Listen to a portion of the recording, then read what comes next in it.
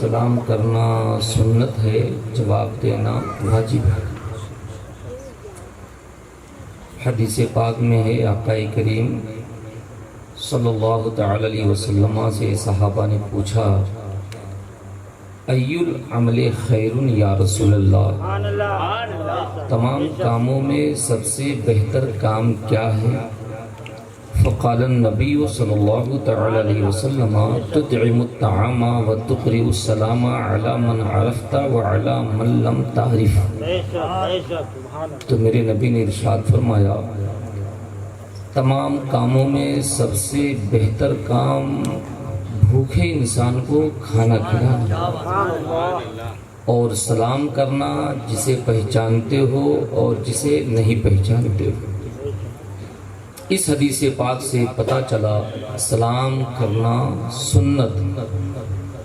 دوسری حدیث پاک ہے مسلم شریف کی، آقا کریم صلی اللہ علیہ وسلم نے ارشاد فرمایا، اذا مررتم بقبور الرجال والنساء فقولوا السلام علیکم یا اہل القبور، کہ جب قبرستان کے قریب سے گزرو، چاہے مرد کی قبر ہو یا عورت کی قبر ہو، تو اس قبرستان والوں کو سلام کر لو، وہ تمہارے سلام کا جواب دیتے ہیں۔ ہم تو زندے ہیں، زندوں کو سلام کر رہے ہیں، قبرستان کے مردوں کو بھی سلام کرنے کا حکم دیا گیا ہے۔ السلام علیکم ورحمۃ اللہ وبرکاتہ۔ الحمدللہ الحمدللہ الذی فضل سیدنا محمد العالمین جمیعا وأقامه يوم القيامة للمذنبين المتلوثين الخطائين الهالكين شفيعا، فصلى الله تعالى وسلم وبارك عليه وعلى كل من هو محبوب مرضي لديه، صلاة تبقى وتدوم بدوام الملك الحي القيوم، اشہد ان لا الہ الا اللہ وحدہ لا شریک لہ، واشہد ان سیدنا محمدا عبدہ ورسولہ۔ اعوذ باللہ من الشیطان الرجیم، بسم اللہ الرحمن الرحیم، وکونوا مع الصادقین، صدق اللہ العظیم وصدق رسولہ النبی الامین المتین الکریم، ونحن ولا ذلك لمن الشاهدين والشاكرين، فالحمد لله رب العالمین۔ غوث اعظم بمنے بے سر و ساما مددے، قبلہ دی مددے کعبہ ایمان مددے، بگرداب بلا افتادہ کشتی، ضعیفان شکستہ راتو پشتی، بحق خواجہ عثما ہارون، مدد کن یا معین الدین چشتی، شاہ مرداں شیر یزداں قوت پروردگار، لا فتح الا علی، لا سیف الا ذوالفقار۔ واہ کیا مرتبہ اے غوث ہے بالا تیرا، اونچے اونچوں کے سروں سے ہے قدم اعلیٰ تیرا، اور سر بھلا کوئی کیا جانے کی ہے کیسا تیرا، اولیاء ملتے ہیں آنکھیں وہ ہے طلبہ تیرا، تجھ سے در سے سگ سے ہے مجھ کو نسبت، تجھ سے در سے سگ، اعلیٰ حضرت عظیم البرکت، سراپا کنز و رحمت، خواص بحر و معرفت، امام عشق محبت، اعلیٰ حضرت نے عشق رسالت کا چراغ جلایا، جلانے کے بعد نبوت کو بالائے بلندی پہ رکھا، اولیاء کرام کے نور کے تاج کو مابین رکھ کر کے درجہ متعین کیا۔ اعلیٰ حضرت فرماتے ہیں، جب غوث کے در کے کتے کا یہ عالم ہے تو مدینے کے ذرے کا عالم کیا ہوگا؟ جب اس پار کا یہ عالم ہے، اس پار کا عالم کیا ہوگا؟ اور جب ان کے گدا بھر دیتے ہیں شاہان زمانہ کی جھولی، محتاج کا یہ عالم ہے، مختار کا عالم ارے جب جھولا چھاپ ڈاکٹر کینسر ٹھیک کر دے تو MBBS کے پاس بعد میں چلو، بھارت میں ہو تو پہلے غریب نواز کے دیار میں چلو، مخدوم کچھوچھا چلو، علاؤ الحق پنڈوا چلو، شرف الدین یحییٰ منیری چلو، صابر کلیر کے یہاں چلو، اور اگر دل بیمار ہو جائے تو بریلی کے دھرتی پہ چلو، اعلیٰ حضرت کے دروازے کو پکڑو اور کہو اے سیدی سرکار اعلیٰ حضرت میں مجرم ہوں آقا مجھے ساتھ لے لو۔ ایمان بچانے کا اللہ نے جگہ جگہ ولیوں کو بھیجا ہے۔ نبی تو مدینہ سے سب دیکھ رہے ہیں، ہم روزانہ پڑھتے ہیں، دور و نزدیک کے سننے والے وہ کانے لالے کرامت پہ لاکھوں سلام، ہاتھ جس سمت اٹھا غنی کر دیا موج بہر سماحت پہ لاکھوں سلام۔ ہم روز پڑھتے ہیں، ہماری بات نبی روز سنتے ہیں، لیکن اللہ نے نبی کے واسطوں سے ایسے ایسے اولیاء کرام کو علاقوں میں بانٹ دیا ہے، مدینہ لوگ لگاتے رہیں گے لیکن اللہ نبی کے صدقے میں ولیوں کے ذریعہ ہمیں فیضیاب کرتا ہے۔ جو جس علاقے میں ہے کہیں نہ کہیں ولی ضرور ہے اور وہ ولی کے ذریعہ ہم فیض۔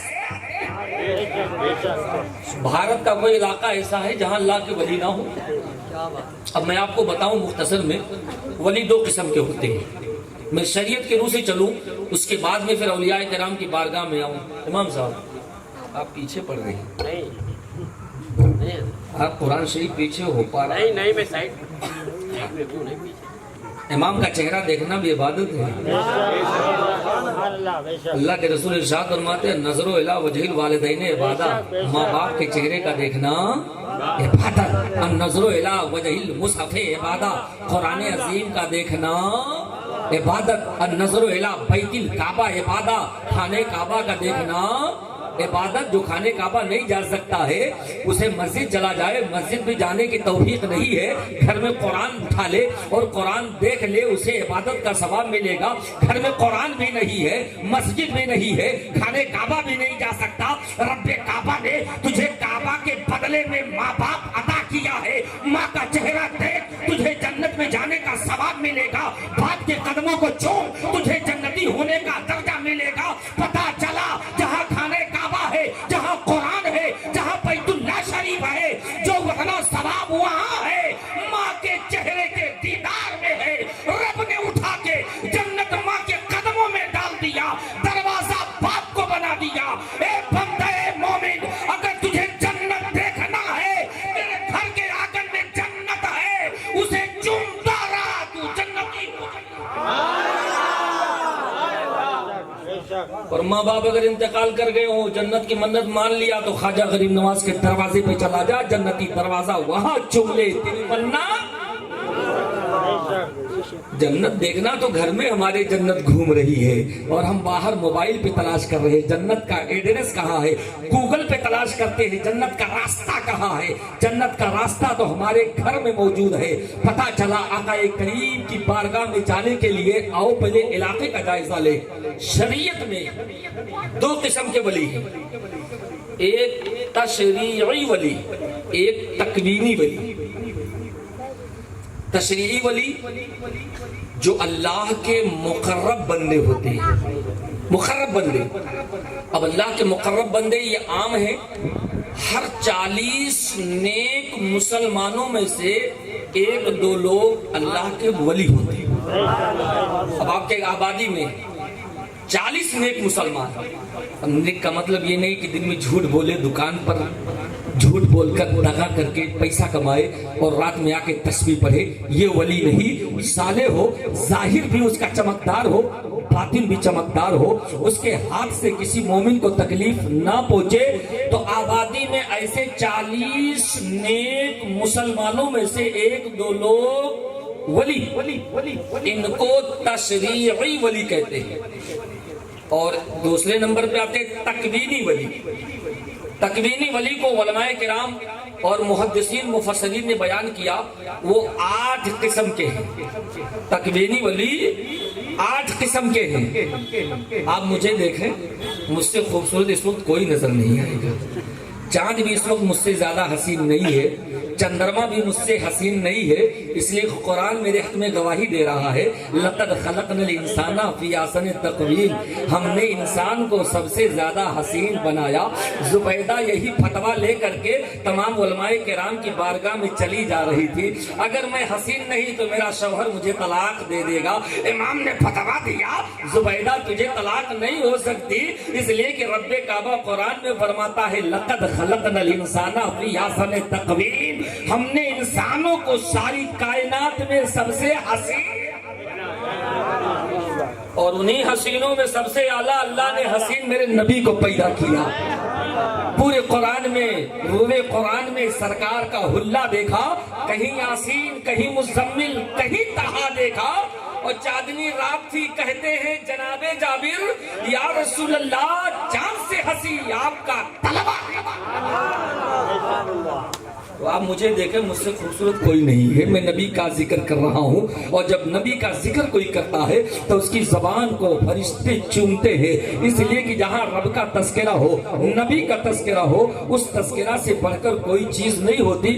آقا کریم کی بارگاہ میں اولیاء کرام ہے، علماء کرام ہے، صالحین ہے، صدیقین ہے، شہداء ہے، لیکن سب میں سب سے بہتر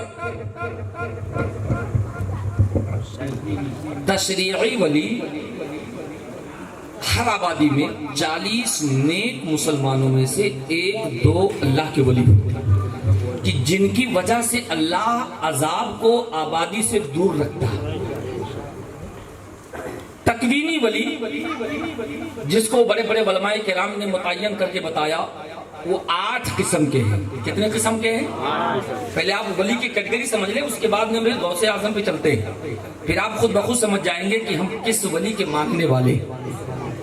8 قسم کے علماء کرام نے بیان کیا جو تکوینی ولی ہوتے ہیں، جن کے اندر کیٹیگریاں ہیں، پوسٹیں ہیں، عہدے ہیں، مراتب ہیں، درجات ہیں۔ 8 قسم کے ہیں۔ سب سے اعلیٰ کیٹیگری کہ ولی کو غوث یا قطب کہتے ہیں، اس سے بڑا ولی کا کوئی درجہ نہیں۔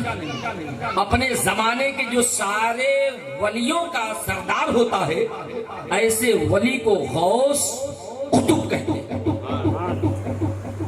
اس غوث کے نیچے جو ولی ہوتے ہیں ان کو ائمہ کہتے ہیں، اور یہ ائمہ جس زمانے میں کوئی غوث پایا جائے گا، اس زمانے میں 2 ائمہ ہوں گے، ایک کا نام عبد الرب ہوتا ہے اور ایک کا نام عبد الملک ہوتا ہے، اور یہ دونوں ائمہ جو ولی ہوتے ہیں، اسی غوث یا قطب جو زمانے کا ہوتا ہے اس کے وزیر دونوں ہوتے ہیں۔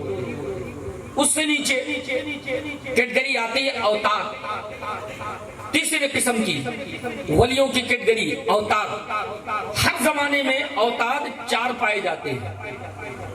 4، ایک مشرق میں ہوتا ہے، ایک مغرب میں، ایک جنوب میں، ایک شمال میں۔ 4 علاقوں میں یہ 4 اوتاد پائے جاتے ہیں۔ اس کے بعد اوتاد کے بعد ابدال کا درجہ آتا ہے۔ ہر زمانے میں ابدال 7 پائے جاتے ہیں، جو 7 طبق میں اپنے طبق میں ان کا سکہ، ان کا راج چلتا ہے۔ زمین کو اللہ نے 7 طبق میں پیدا کیا۔ ایسا نہیں کہ ہم صرف زمین پر ہیں، زمین کے اوپر تو ہم ہی سے آباد ہیں، ایسا نہیں۔ اس زمین کے نیچے بھی مخلوق ہے۔ آپ زمین کھودتے ہیں تو کیڑے مکوڑے نکلتے کہ نہیں نکلتے؟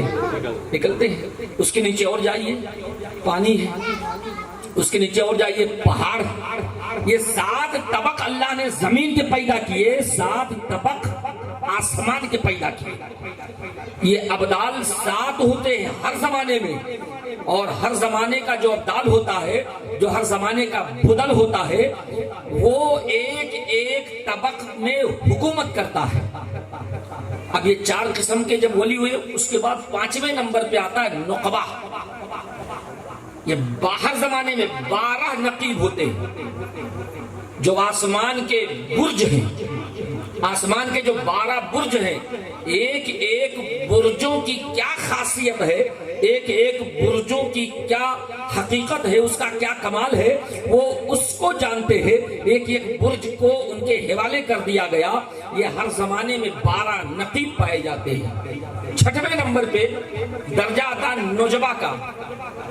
یہ ہر زمانے میں 8 لوگ پائے جاتے ہیں، ہر زمانے میں 8 لوگ ہوں گے، نجب کہلائیں گے، نجیب کہلائیں گے۔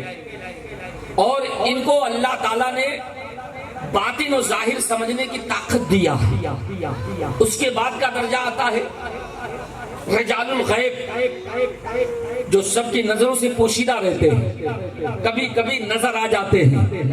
جیسے بہلول دانا کو لوگ تلاش کرتے لیکن بہلول دانا ملتے نہیں، وہ ویسے کرنی کو لوگ تلاش کرتے لیکن ملتے نہیں۔ ایسے کچھ اللہ کے ولی ہوتے ہیں جو کبھی کبھی جنگلوں میں دکھا کرتے ہیں اور ہمیشہ نظر، ان کو رجال الغیب کہتے ہیں، مردان غیب کہا جاتا ہے۔ 8ویں قسم کے اولیاء ہر زمانے میں رجال الغیب، یہ 10 لوگ پائے جائیں گے ہر زمانے میں۔ 8ویں قسم پر جو علماء کرام بیان کرتے ہیں رجبی ولی، جو ہر زمانے میں 40 افراد پائے جائیں گے۔ اور یہ ولیوں کا معاملہ رجب کے مہینے میں 1 تاریخ سے لے کر کے اخیر تاریخ تک ان اولیاء کرام کا سکہ پوری دنیا کے اندر چلتا ہے۔ ان کو رجبی اولیاء کہا جاتا ہے۔ اب یہ 8 قسم کے اولیاء کرام کی کیٹگری علماء کرام، فقہاء اعظام، محدثین، مفسرین نے تحقیق کر کے نکالا، لیکن ان ساروں میں جو سب سے اعلیٰ ہے اسے غوث کہتے ہیں۔ اور میرے غوث شیخ عبد القادر محی الدین جیلانی بغدادی کا معاملہ صرف غوث نہیں ہے، میرے غوث اعظم غوث الاغواث ہے، سارے غوث کے غوث ہے، سارے قطب کے قطب ہے۔ اسی لیے بریلی کے دھرتی سے اعلیٰ حضرت فرماتے ہیں تجھ سے تک در سے سگ اور سگ سے ہے مجھ کو نسبت، میرے گلے میں رہے یہ دور کا ڈورا تیرا۔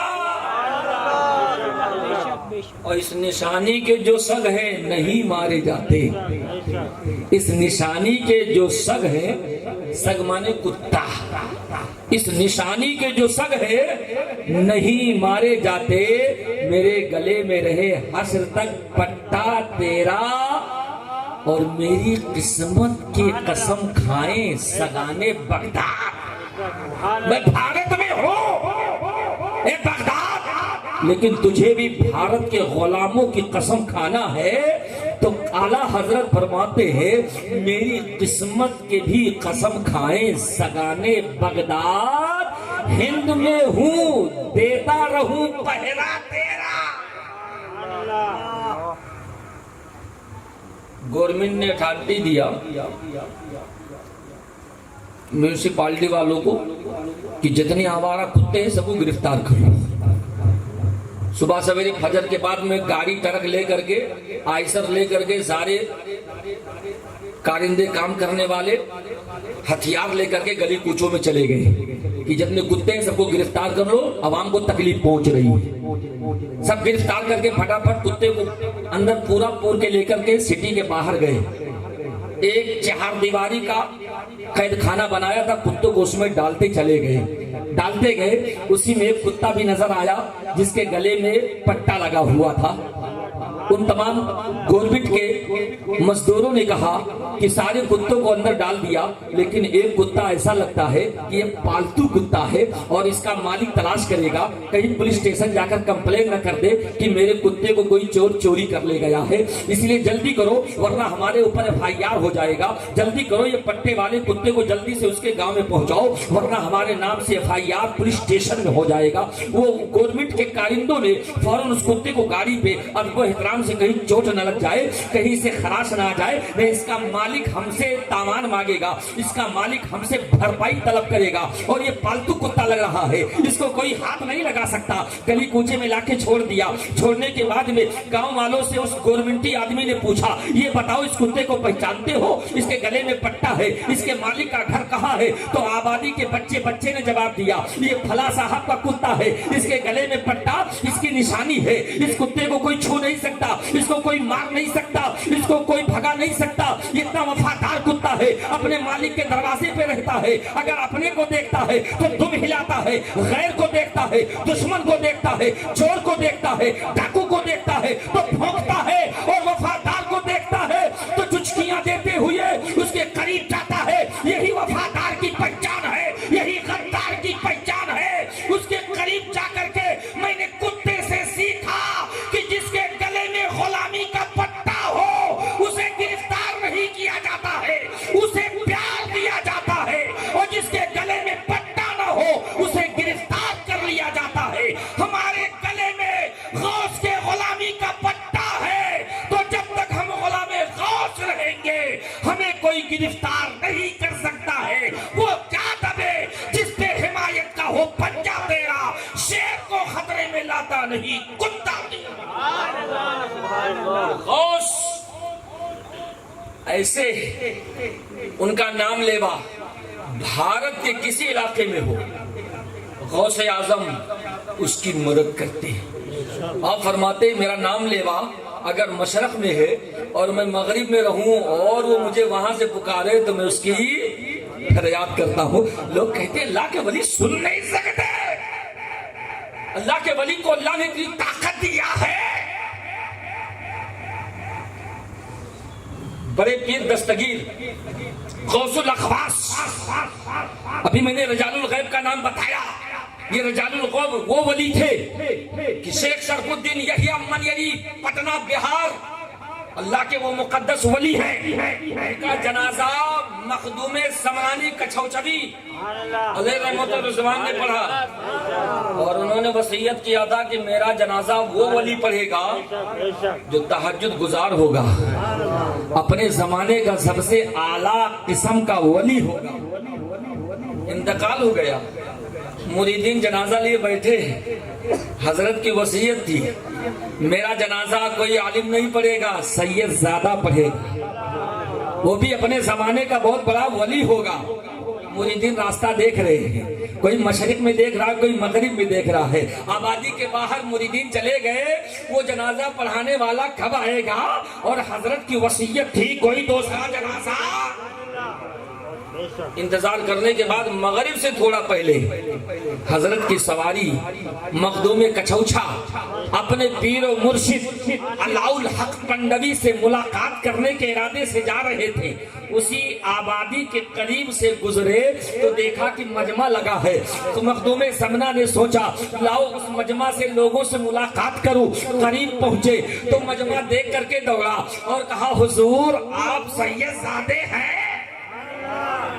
مخدوم سمنا نے کہا اس میں پوچھنے کی وجہ کیا ہے, میرا چہرہ بتا رہا ہے میں جنت کا پھول ہوں, میرا شجرہ بتا رہا ہے آلے رسول ہوں. مجمع نے جب قریب کیا مخدوم سمنا نے کہا باقی مسئلہ کیا ہے. ان لوگوں نے کہا سرکار یہ ہمارے پیر و مرشد ان کی وصیت تھی کہ میرا جنازہ کوئی سید زادہ ہی پڑھے گا جو اللہ کا ولی ہوگا. مخدوم سمنا گئے کہ یہی میرا راستے کا انتظار تھا, آخر یحییٰ منیری نے میرا راز کھول دیا. مخدوم سمنا گئے, جنازے کی نماز پڑھی اور اس کے بعد جنازے کو قبر میں اتارا, اتار کے چلنے لگے. یحییٰ منیری نے قبر سے ہاتھ باہر نکال دیا. مریدین ہاتھ اندر کرتے ہیں, مٹی ڈال دیتے ہیں, اور جیسے مریدین چند قدم پیچھے چلتے پھر ہاتھ باہر, پھر اندر کر دیا, مٹی ڈالا, چند قدم آگے گئے, پھر ہاتھ باہر. یا اللہ یہ کیا ہوا؟ دوڑتے ہوئے مخدوم سمنا کے پاس آئے, کہا سرکار غضب ہو گیا, ہم ہاتھ کو اندر کرتے ہاتھ باہر آ جاتا ہے, اور میرے پیر و مرشد کا ہاتھ نظر آ رہا ہے, ماٹی ڈالتے ہیں لیکن ماٹی کو چیر کر کے ہاتھ باہر آ جاتا ہے. مخدوم سمنا نے آنکھ بند کیا, مطالعہ کیا تو نظر آیا کہ ان کی ایک وصیت باقی رہ گئی ہے. کہا کہ رجال الغیب مردان غیب سے ان اولیاء کرام نے انہیں ٹوپی دیا تھا, اور اس ٹوپی کو یحییٰ منیری کی وصیت تھی کہ جب میں انتقال کر جاؤں تو یہ ولیوں کا دیا ہوا یہ مقدس تبرک میری قبر کے اندر ڈالنا, یہ ٹوپی میری قبر میں رکھنا. تم نے وصیت پوری نہیں کیا, جاؤ وہ ٹوپی لے کر کے آؤ. مریدین نے کہا بات حضور صحیح ہے، میرے پیر نے مجھے کہا تھا کہ جب میرا انتقال ہو جائے تو یہ ٹوپی میرے قبر میں رکھنا۔ ہم بھول گئے، ٹوپی لے کر کے آئے، مخدوم زمنہ نے ہاتھ میں رکھا، جیسے ہاتھ میں رکھا فوراً ہاتھ اندر چلا گیا، ماٹی ڈال کے برابر کر دیا۔ اب اس کے بعد مخدوم زمنہ نے وہاں رات گزاری۔ رات میں جب سوئے تو یحییٰ منیری خواب میں آئے، مسکرا کر کے مخدوم زمنہ کا استقبال کیا۔ اس کے بعد میں کہا مخدوم زمنہ تم جا رہے ہو اپنے پیر و مرشد علاء الحق پنڈوی کے یہاں، تو میرے یہاں سے بھی کچھ تبرک لیتے جانا، میرا خرقہ میرا جبہ رکھا ہے وہ تم لے کر کے جانا۔ جب صبح آنکھ کھلی مخدوم زمنہ نے اس جبے کو لینا چاہا تو مریدین نے کہا حضور یہ میرے پیر و مرشد کی نشانی ہے، آپ اسے نہ لے جائیں۔ مخدوم زمنہ نے فرمایا یہ یحییٰ منیری کی وصیت ہے کہ اسے میں لے کر جاؤں۔ سب کھڑے ہو گئے، مرید اپنے پیر کے خلاف تو جائے نہیں، چاہے سر قلم ہو جائے، اشرفی ہے تو رضوی خلاف نہیں جائے گا، رضوی ہے تو اشرفی خلاف۔ اور جبکہ اگر دیکھا جائے تو دونوں ایک ہی پنگھٹ کے پانی پینے والے ہیں، چاہے رضوی ہے تو اسی سمندر کا پانی پینے والا ہے، اشرفی ہے تو اسی سمندر کا پانی پینے والا ہے، چشتی ہے تو بھی اسی سمندر کا پانی پینے والا ہے، اور سارے لوگوں کا میں خانہ قادری ہے۔ اس لیے رضوی اشرفی کے خلاف نہیں، اشرفی رضوی کے خلاف نہیں۔ اشرفیوں نے اولاد رسول کو چمکایا ہے تو رضوی نے اسی اولاد رسول کا مرتبہ بتایا ہے۔ جو عقیدہ پھیلائے انہیں آل رسول کہتے ہیں، اور جو عقیدہ بچائے اسے غلام رسول کہتے ہیں۔ مخدوم زمنہ نے خرقہ لیا، جبہ لیا، لے کر کے چلنے لگے۔ مریدین نے کہا حضور میرے پیر کی نشانی ہے، لے جانے نہیں دوں گا۔ مخدوم زمنہ اللہ کے ولی تھے، مسکرانے لگے، کہا ٹھیک ہے، جبہ شریف لے چلتے ہیں، یحییٰ منیری کے قبر پہ رکھتے ہیں، جو چاہے جس کے نصیب میں ہوگا اٹھا کر لے کر چلا جائے گا۔ مخدوم زمنہ نے جبہ خرقہ قبر یحییٰ منیری پہ رکھا، رکھنے کے بعد آپ نے اعلان کر دیا جاؤ جس کے نصیب میں ہوگا اٹھا کر لے کر جائے گا۔ ایک ایک کر کے مرید آتے رہے، اٹھاتے رہے، جبہ ہلتا نہیں تھا، لوگ آتے گئے اٹھاتے گئے، جبہ نہیں ہلتا۔ جب سب لوگ کر کے چلے گئے جبہ ہیلا نہیں، مخدوم زمنہ آئے، اپنا داہنا ہاتھ رکھا، ایسے اٹھایا جیسے قبر سے پھول اٹھاتے ہیں، اٹھا کر کے لے کر چلنے لگے۔ مریدین نے پوچھا آپ کا خانقاہ، آپ کا شجرہ؟ مخدوم پاک نے جواب دیا میرا پیر علاء الحق پنڈوی ہے، اور میں زمنہ کا بادشاہ تارک السلطنت ہوں۔ مخدوم زمنہ کا واقعہ سن کر کے ان مریدوں نے کہا کہ جیسے میرے پیر یحییٰ منیری ہے ایسے پیر تم میرے ہو۔ مخدوم زمنہ کے حلقے ارادت میں سب نے داخلہ لیا۔ ایسے ہوتے ہیں اللہ کے ولی، جب موقع پڑتا ہے تو اپنا تصرف دکھاتے ہیں، اور جب وقت نہیں ہوتا ہے تو اللہ کے ولی خاموش ہوتے ہیں۔ آؤ غوث اعظم کی بارگاہ میں چلو۔ غوث اعظم نے ایسے وقت میں پیدائش کا اپنا سنہرا جلوہ دکھایا جس وقت پورے بغداد کے اندر لوگ اپنے اپنے جادوگری کا لوہا منواتے تھے، لوگ اپنے اپنے عیسائیت کے دھرم کا پرچار و پرساد کر رہے تھے۔ غوث اعظم جب پیدا ہوئے تو ولیوں کا بہت بڑا علاقہ ہے بغداد، کوئی ایک ولی نہیں، جدھر نظر ڈالو ادھر ولیوں کا ڈھیر ہے۔ انہی سارے اولیاء کرام میں غوث اعظم جلوہ گر ہوتے ہیں۔ اماں بھی ولیہ ہے، باپ بھی ولی ہے، نانا بھی ولی ہے۔ اگر غوث اعظم کا شجرہ دیکھو تو ننہال بھی ولی ہے، ددیال بھی۔ اتنے پر نہیں، حسنی حسینی سید ہے، نجیب الطرفین، دونوں جانب سے مجمع بحرین ہے، حسنی رنگ بھی ہے، حسینی جلال بھی ہے، فاطمہ زہرا کے دودھ کا رنگ روپ اثر بھی ہے، مصطفیٰ جان رحمت کا حکمت بھی۔ اس لیے کہ اللہ کے رسول نے دیکھو ولی کے لیے صرف عبادت کافی نہیں ہے، ساتھ ہی ساتھ علم بھی ضروری ہے۔ غوث اعظم خود فرماتے ہیں کہ اللہ نے مجھے بہت علم دیا، نانا سے لیا، ابا سے لیا، اماں نے تو 70 پارہ کا حافظ بنا ہی دیا تھا۔ پتہ چلا صرف ابا پہ ضروری نہیں ہے پڑھانا، اماں پہ بھی ضروری ہے کہ جب بچے پیدا ہوں تو اماں پہ ضروری ہے کلمہ، درود، تحیات، نماز کا طریقہ، وضو کا طریقہ یہ ابا نہیں اماں بتائے گی۔ پہلا مدرسہ اماں کی گود ہے، اس لیے اماں پہ ضروری ہے۔ پہلے بچے کو درود کون پڑھائے گا؟ کون پڑھائے گا؟ مولوی صاحب پڑھائیں گے؟ کون پڑھائے گا؟ اماں۔ جنت کون ہے؟ اماں۔ تو جب اتنا بھاری درجہ اماں کا ہے تو مدرسہ کون پڑھائے گا؟ جس کی تنخواہ زیادہ ہوگی اس کے اوپر کام بھی زیادہ ہوگا، بھی اماں پلائے گی، درود بھی اماں پڑھائے گی، کلمہ بھی اماں پڑھائے گی، کھانا بھی اماں کھلائے گی، کپڑا بھی اماں دھلے گی، کپڑا بھی اماں پہنائے گی۔ جب یہ ساری مشقتیں اماں برداشت کرتی ہے تو رب کعبہ نے ارشاد فرمایا، اے بیٹا اگر تو کندھے پر بٹھا کے اپنے اماں کو طواف کرے گا تب بھی تو اپنے ماں کا حق ادا نہیں کر سکتا، اگر تو پوری زندگی اپنے ماں کو لقمہ کھلاتا رہے تب بھی تو ایک درد کا بدلہ ادا نہیں کر سکتا۔ اس لیے اپنے ماں کو جب بھی دیکھو محبت کی نگاہ سے دیکھو، مسکرا کے دیکھو، اپنے ماں کے ہاتھ کو چومو تو محسوس کرو یا اللہ میں نے جیتے جی دنیا میں جنت کو چوم لیا۔ آج کل تو شادی ہو گئی، 25 سال اماں نہیں پڑھا پائی، لڑکا نہیں پاس ہوا، شادی ہوئی 1 ہفتہ اٹھواڑیا گزرا کہ بیوی نے پاس کرا۔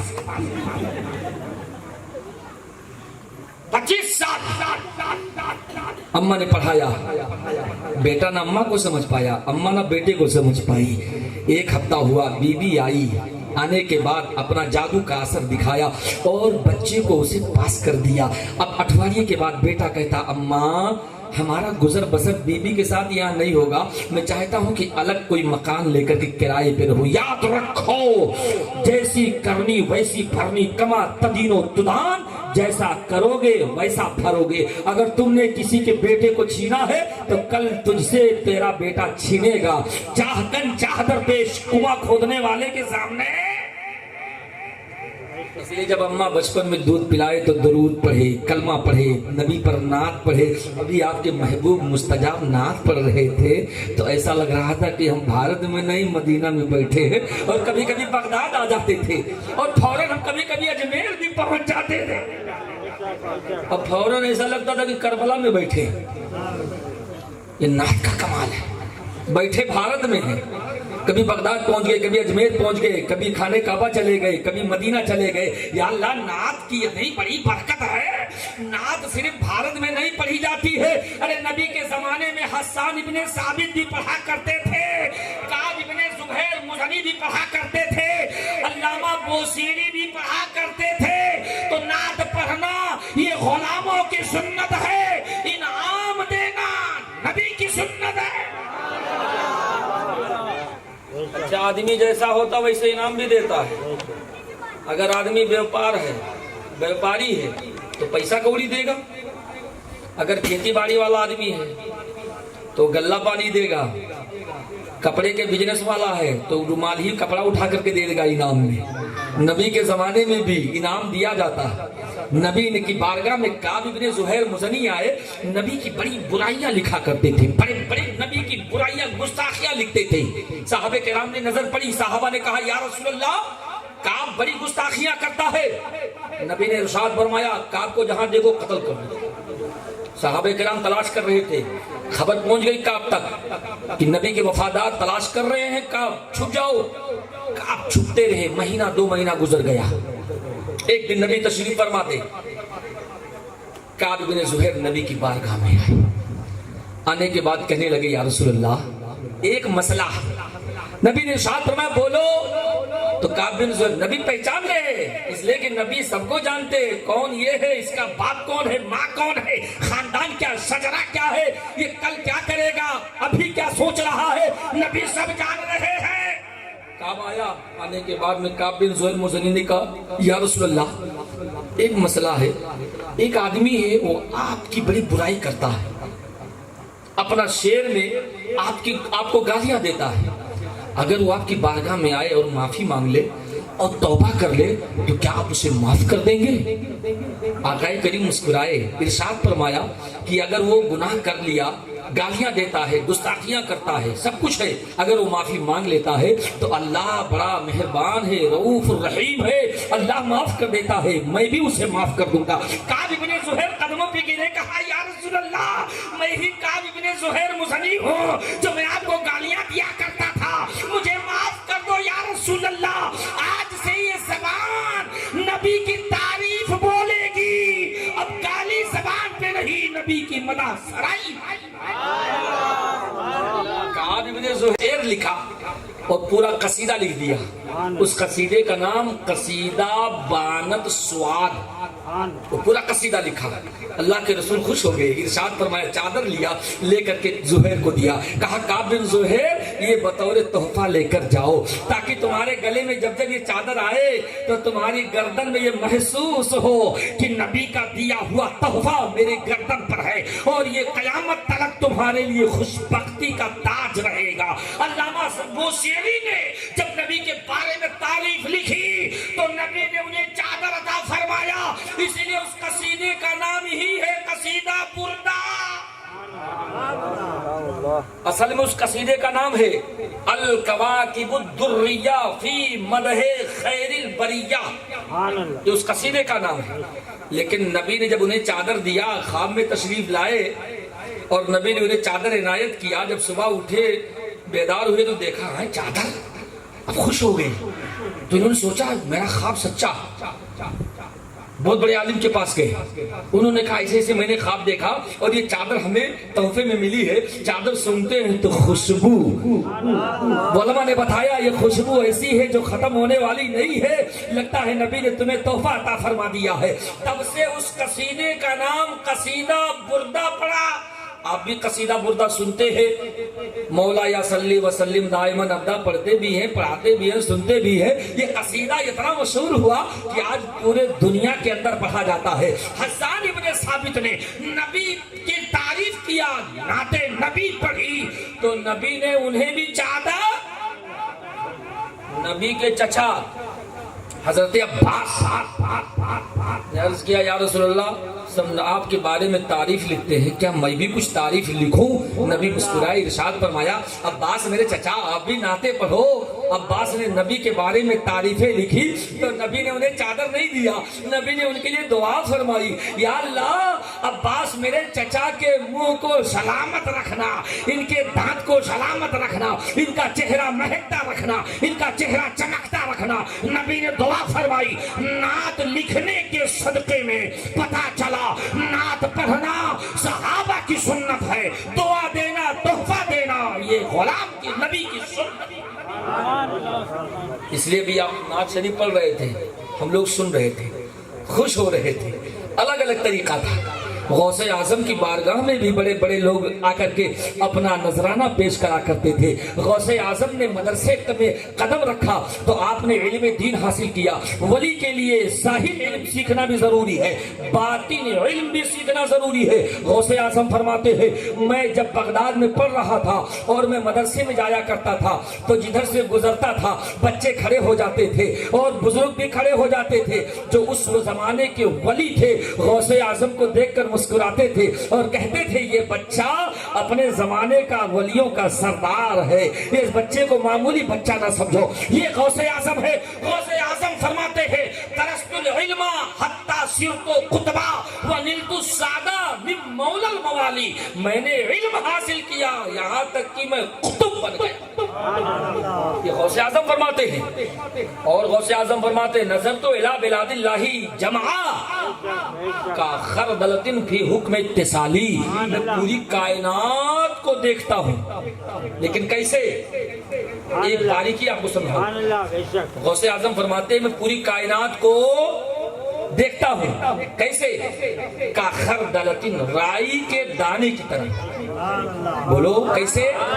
رائی کے، ارے رائی سمجھتے ہو نا، سرسوں جس سے کھمڑ میں تڑکا مارتے ہیں، سمجھتے ہو نا، کالا رائی۔ غوث اعظم فرماتے رائی کے دانے کی طرح دیکھتا ہوں، پوری دنیا اور نبی فرماتے ہیں کہ میں پوری دنیا کو ایسے دیکھتا ہوں جیسے ہاتھ کی، نبی فرماتے ہیں۔ اور غوث اعظم کیا فرماتے ہیں؟ میں پوری دنیا کو ایسے دیکھتا ہوں جیسے رائی کا، دونوں میں فرق، ہتھیلی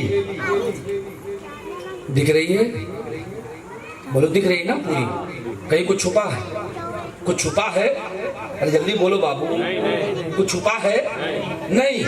تو نبی فرماتے ہیں پوری کائنات میں ایسے دیکھتا ہوں، عرش سے لے کر فرش تلک، تحت الثری سے لے کر فوق الثری، ساری کائنات کو میں ایسے دیکھتا ہوں جیسے ہاتھ کی۔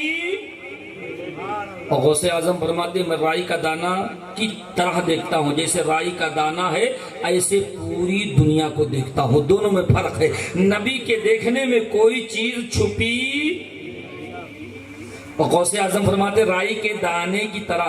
اب رائی کا دانہ ہم نے اس ٹیبل پہ رکھ دیا، اب آپ کھڑے ہو کر کے رائی کے دانے کو دیکھیں تو ادھر سے بھی دکھے گا، ادھر سے بھی دکھے گا، ادھر سے بھی دکھے گا، ادھر سے بھی دکھے گا، اوپر سے بھی دکھے گا، لیکن جو حصہ ٹیبل کے نیچے سے ٹچ ہے وہ حصہ، بات سمجھ رہے ہو کہ نہیں سمجھ رہے ہو؟ نبی فرماتے میں پوری دنیا کو ہاتھ کے ہتھیلی کی طرح دیکھ رہا ہوں۔ غوث اعظم فرماتے نظرت الی بلاد اللہ جمع کا خردلۃ فی حکم اتصالی، میں ساری کائنات کو رائی کے دانے کی طرح دیکھ رہا ہوں۔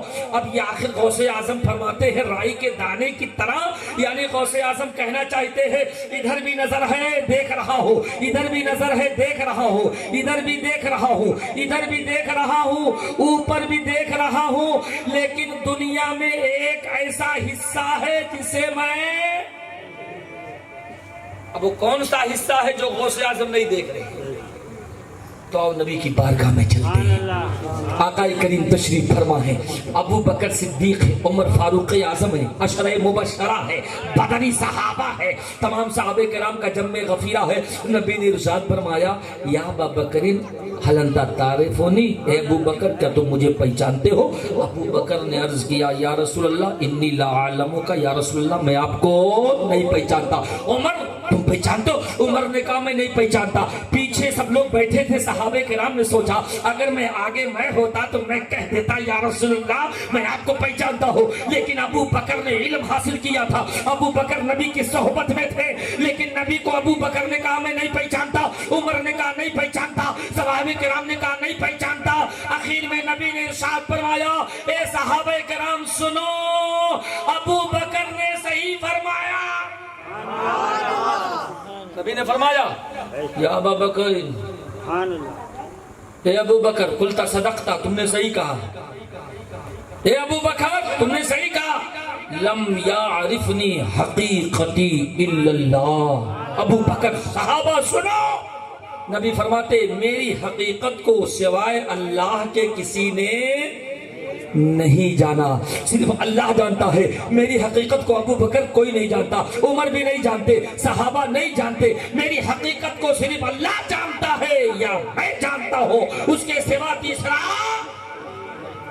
تو غوث اعظم فرماتے رائی کے دانے کی طرح میں دیکھ رہا ہوں، ساری کائنات کو میں دیکھ رہا ہوں، لیکن ایک نیچے کی وہ حصہ ہے، ایک حقیقت ہے جو میں نہیں جان پا رہا ہوں۔ وہ حقیقت کچھ اور نہیں ہے، وہ مصطفیٰ جان رحمت کی ذات ہے جو غوث اعظم کہنا چاہتے ہیں رائی کی طرح دیکھ رہا ہوں، یعنی سب کچھ جانتا ہوں، صرف ایک حقیقت ہے جو نہیں جانتا ہوں، وہ ہے میرے نبی کی ذات۔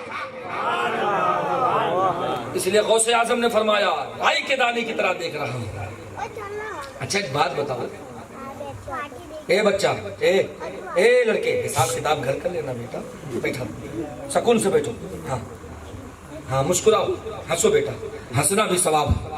اللہ تعالیٰ آپ کے ماں باپ کو ہنستا ہوا رکھے، آمین کہہ لو بابو۔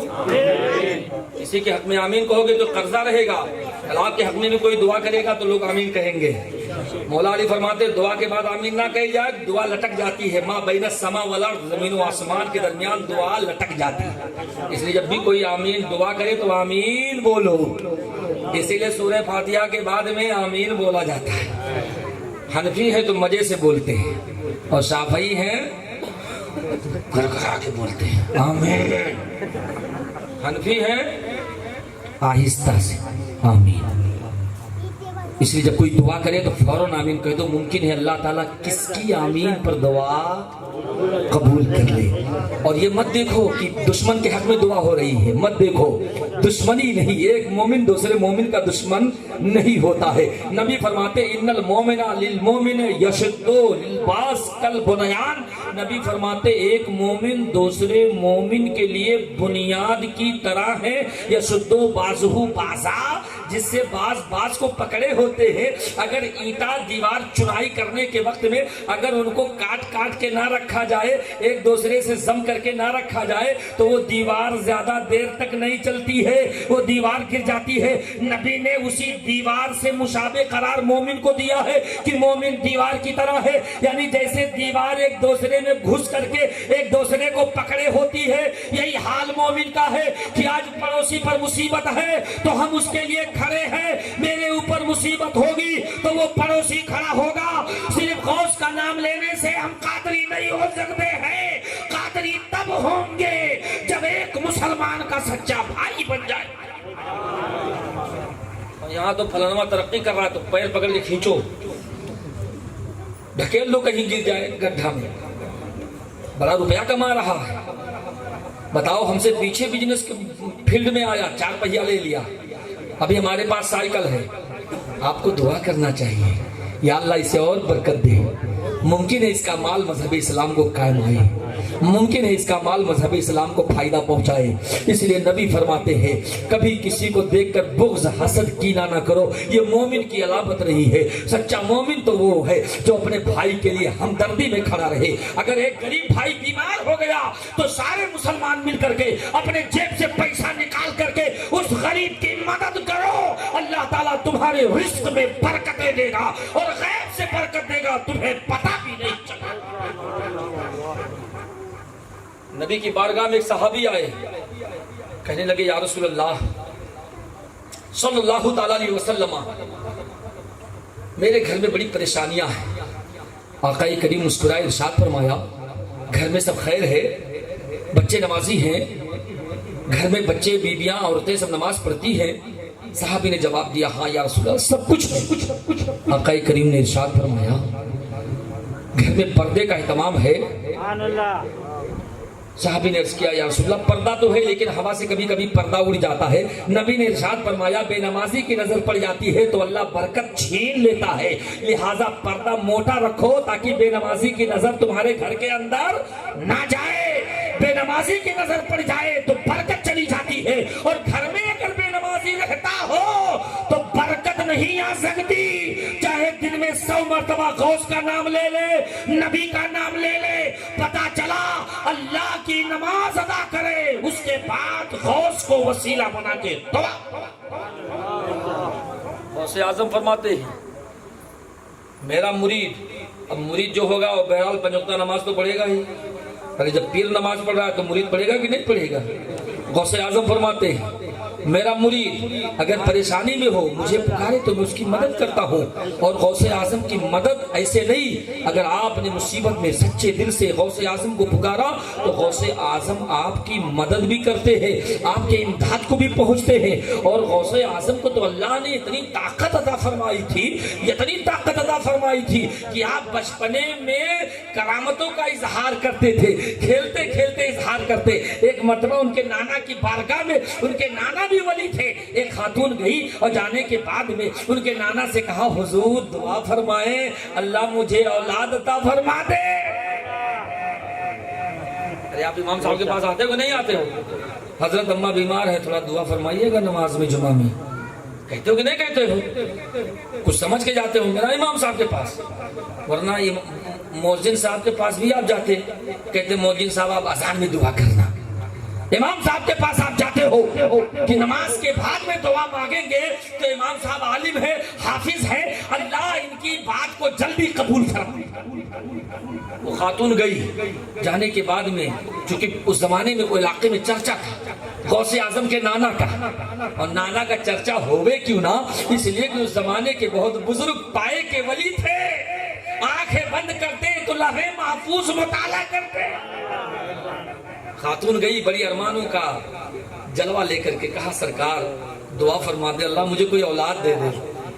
اب جس کی اولاد نہیں وہی سمجھ پائے گا کہ اولاد دے دے اس کا مطلب کیا ہوتا ہے. اور جس کی اولاد ہیں 2-4 ہیں تو کہے گا کہ اولاد نہ ہو اس کا کیا مطلب ہوتا ہے. جس کی اولاد نہ ہو اس سے پوچھو. جس کی آنکھ نہ ہو آنکھ کا مطلب اس سے پوچھو. جس کے ہاتھ نہ ہو ہاتھ کا مطلب اس سے پوچھو. جس کے پیر نہ ہو اس کا مطلب اس سے پوچھو. وہ خاتون گئی کہا سرکار دعا فرماوے اللہ سے. بڑے پیر کے نانا نے کہا ٹھیک ہے جاؤ اللہ تعالیٰ آپ کو اولادیں عطا فرمائے گا لیکن آپ کے نصیب میں کوئی اولاد. خاتون چلی آئی راستے سے جا رہی تھی. مورخ تحقیق کرتے ہیں راستے میں غوث اعظم ملے. کہا خاتون کہاں تشریف لے گئی تھی. چونکہ ولی جو ہوتا ہے دل دیکھ لیتا ہے. ولی کی بارگاہ میں دل سنبھال کے, علماء کی بارگاہ میں زبان سنبھال کے جاؤ. اگر عالم کی بارگاہ میں زبان پھسلی تو فتویٰ دے دے گا. اولیاء کی بارگاہ میں دل پھسلا تو ولی مردود بارگاہ کر دیں گے. اس لیے ولی کی بارگاہ میں دل سنبھال کے, عالم کی بارگاہ میں زبان سنبھال کے. خاتون نے کہا گئی تھی بچہ تم کیا پوچھتے ہو میرے بارے میں تم کیا سمجھو گے. غوث اعظم مسکرائے کہا نانا کے پاس گئی تھی. خاتون کہی ہاں. وہ تمہارے نانا. کہا ہاں میرے نانا. کہا گئی تھی لیکن بڑی تمنا لے کر گئی تھی. بڑے زمانے کے مشہور ولی تھے. گئی تھی تمنا لے کر لیکن تمہارے نانا نے بتا دیا کہ لوح محفوظ پہ تمہاری قسمت میں کوئی اولاد نہیں. جاؤ چلی جاؤ. اب میں جا رہی ہوں کیا کروں. بڑھاپے کا کوئی سہارا نہیں. میرا کوئی رشتہ دار نہیں. آخر میرے بڑھاپے کا سہارا کون بنے گا. غوث اعظم مسکرائے کہا بڑھیا تجھے مانگنے کا طریقہ نہیں, سوال کرنے کا طریقہ نہیں ہے. کہا کیسے. کہا طریقہ میں بتاتا ہوں. اس طریقے سے مانگو گے تو فوراً مل جائے گا. مانگنے کا طریقہ ہوتا ہے سمجھ رہے ہو. اگر غلط طریقے سے مانگے تو مارے بھی جاؤ گے اور اچھے سے مانگے تو ملے گا. سمجھو بیٹا. کل پیسہ مانگو گے نا تو ہاں اماں کے پاس جانا. صبح جانے کے بعد کہنا اماں السلام علیکم میرے ابا کی بیوی مجھے 50 روپیہ لاؤ. اگر اماں روٹی بنا رہی ہیں تو بینل لے کے دوڑائیں گے. بیٹا تمہاری اماں ہوں تمہارے ابا کی بیوی تو ہوں میں, سچی بات ہے, لیکن مانگنے کا طریقہ غلط ہے.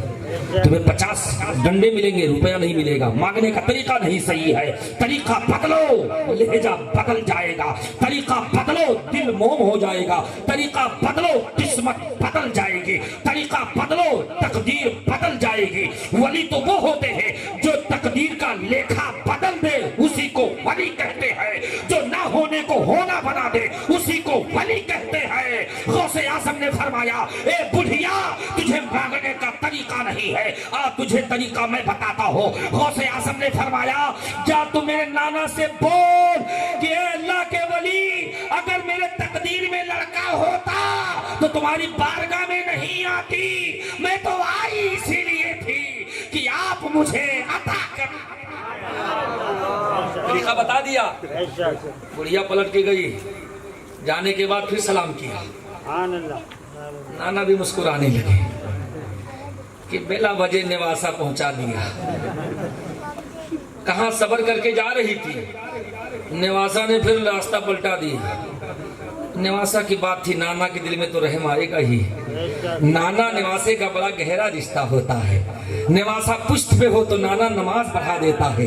نواسا سامنے ہو تو نانا اسے ممبر سے اتر کر چوم لیتا ہے. یہ ہے نانا نواسا کی محبت. نواسا سے پوچھو دادا پیار کرتے کہ نانا, تو لڑکا نانا ہی کا نام لے گا. کہے گا دادا میرے بہت ظالم ہیں, نانا میرے دل کے بہت حاتم ہیں. جب بھی نانا کے پاس جاؤ 10 کی نوٹ نکالتے ہیں. دادا کے پاس جاؤ تو دادا کہتے نالائق پڑھتا نہیں, جب جب دن میں پیسہ مانگتا ہے. کیوں؟ نانا سے محبت کیوں ہوتی ہے؟ اس لیے کہ بیٹی کے خون کا رنگ اس بچے میں دکھتا ہے اور بیٹی کا خون وہ مہکتا ہے باپ کے لیے. اس لیے کہ باپ کی نظر میں بیٹی سب سے ہے. بیٹا وہ حق نہیں ادا کر سکتا جو دنیا میں ایک بیٹی حق ادا کرتی ہے. صرف بیٹی جنازہ اٹھا کے قبرستان نہیں لے جاتی ہے بلکہ دنیا کا ہر سکھ ماں باپ کو بیٹی ہے.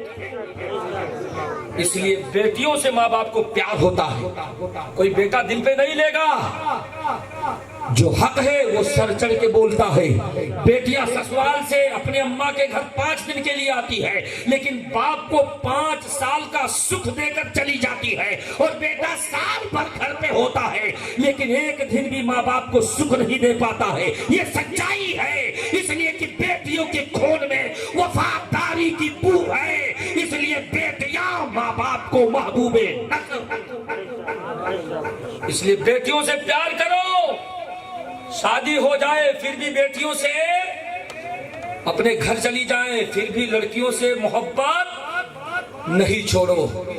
15 دن میں جب بھی موقع ملے بیٹیوں کے گھر پہ جایا کرو، اور جانے کے بعد ایسا نہیں کہ مہمان بن کے جاؤ بیٹیوں کا خرچہ کرو، نہیں، جاؤ کچھ لے کر کے جاؤ، اور جانے کے بعد بیٹیوں کو دیکھ کر کے مسکرا کر خوش ہو کر چلے آیا کرو۔ وہ بیٹی جب باپ کا چہرہ دیکھتی ہے تو اپنا عتیق، اپنا ماضی یاد کرتی ہے، یہی میرا باپ ہے جو انگلیاں پکڑ کے چلا کرتا تھا اور میں باپ کے گودوں میں کھیلا کرتی تھی۔ آج وہ باپ کا سناٹا گود چلا گیا، ماں کی ممتا بھری چھاؤں چلی گئی، آج میرے بچپن کا آشیانہ میرے گھر میں آ گیا۔ جب باپ بیٹے کے نظروں کے سامنے ہوتا ہے تو بیٹی سمجھتی ہے اب میں سب سے بہادر ہوں، اس لیے باپ کو چاہیے، ماں کو چاہیے کہ اپنے بیٹیوں کو خیر لیا کرے، اور جب ماں باپ مر جائیں بھائیوں پہ ضروری ہے کہ ماں باپ کی کمی کو پورا کیا کرے، بھائی بہن کے گھر جایا کرے، کچھ تحفے تحائف لے کر جایا کرے، اس لیے کہ بہنوں کو ماں باپ کے دروازے کی بڑی امید لگی ہوتی ہے۔ اور یہ بات آپ بھی نوٹ کر لیجئے کہ بیٹی چاہے شادی شدہ ہو جائے، 10 لڑکوں کی ماں ہو جائے، لیکن وہ اپنے ماں باپ کے گھر کی برائی کبھی سننا برداشت نہیں کرتی ہے، چاہے وہ شوہر کی زبان سے ہو، چاہے اپنے بیٹوں کی زبان سے ہو، ہمیشہ وہ ماں باپ کے چوکھٹ کی وفادار ہوتی ہے۔ یہی حال فاطمہ ام الخیر کا تھا، غوث اعظم کی اماں کا تھا۔ غوث اعظم نے ارشاد فرمایا میری اماں ولیہ ہے، جس کو جو دے دیا اللہ نے اسے پورا کیا۔ خاتون پلٹ کے گئی، جانے کے بعد سلام کیا، نانا مسکرائے، ارشاد فرمایا نوازے نے پتہ بتا دیا۔ خاتون آئی، کہنے لگی حضور اگر میرے نصیب میں ہوتا تو میں یہاں کہے کو آتی، اب میرے نصیب میں نہیں تھا اس لیے میں چلی آئی، کوئی اولاد میری کوکھ میں جنم لے لے تاکہ بڑھاپے کا سہارا بن جائے۔ نانا نے کہا ٹھیک ہے، اگر تیرے مانگنے کا سلیقہ آ گیا ہے تو جا، تجھے میں نے ایک اولاد عطا کیا، جا 2 دیا، اور نواسے کی یاد آئی فرمایا جا 3 دیا، اور نانا مسکرائے جا 4 دیا، 5 دیا، 6 دیا، جا 7 دیا۔ وزن میں آتے گئے، بولتے گئے، رب نے اسے 7 اولادیں عطا فرمائے۔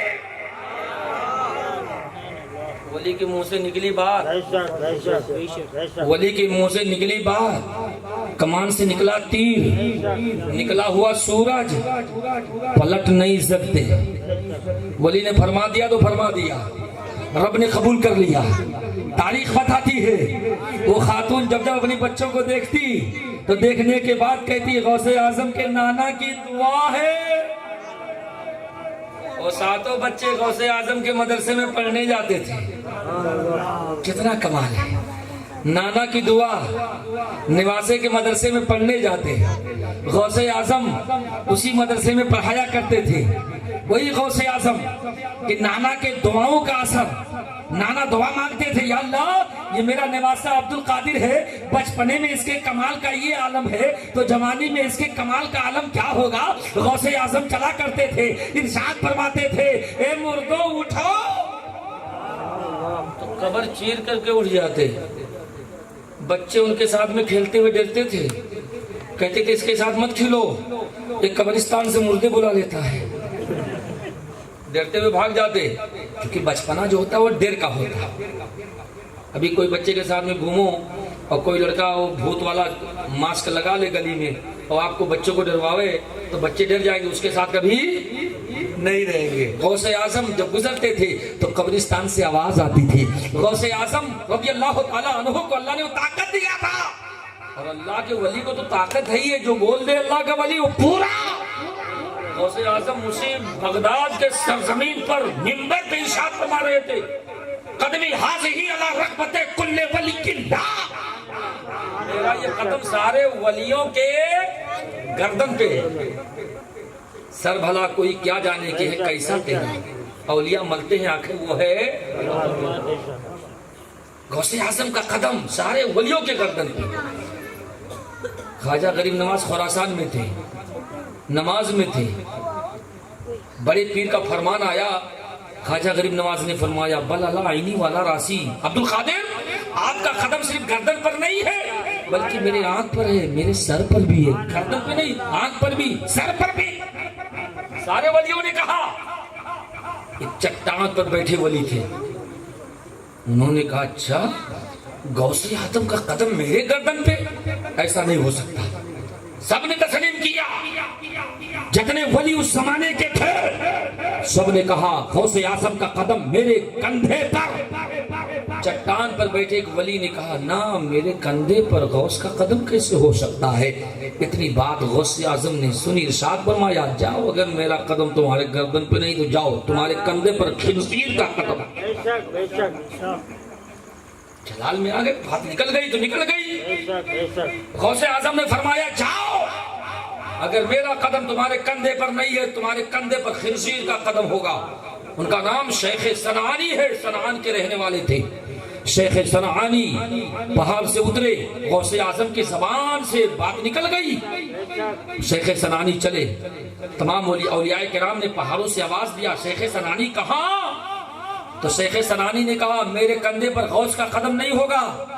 چلتے رہے، میدان سے گزرتے رہے، آبادی کے قریب پہنچے، سورج ڈوبنے والا تھا، رات اپنی زلفیں بکھیرنے والی تھی، سیاہ چادر اوڑھ کر رات سونے والی تھی، سورج ابھی ڈوب جاتا قریب تھا۔ آبادی میں گھسے، ایک بہت بڑا گھر دکھائی دیا، اس گھر کے قریب گئے، سائے میں بیٹھے رہے۔